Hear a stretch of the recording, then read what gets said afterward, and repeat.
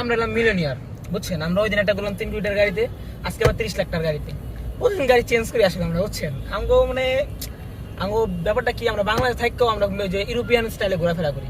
আজকে দেখছেন হাইসে ওই যে কইদিন অন্য একদিন করে মার একটা পড়া আমার ক্যামেরাম্যানটা মানে বেতন দিতে দিতে কোটি কোটি গেলে সব অনেক কি প্রবলেম হয়ে গেছে। ক্যামেরা দেয় না, ড্রাইভিংও করে পাশাপাশি। দেন আমাকে বাংলাদেশ থাকতে মন চায় না আমার। আসলে বাংলাদেশটা অনেক জ্যামজট, ইউরোপের ভিসাও দেয় না মানে, কারণ বাংলাদেশ আমি যেই পরিমাণ ট্যাক্স দেই ইউরোপের ভিসা আমার দেয় না। কারণ আমি যে জায়গা বাংলাদেশ অর্ধেক ট্যাক্স চলে আমার টাকা দিয়া, আমি ইউরোপ জায়গা এই বাংলাদেশ চলবো কেমন আমি এটা বুঝতেছি না। এর লিগে আমার যাই দেয় না, জোর করে 2 লাখ আপনি বাংলাদেশ থাকেন না।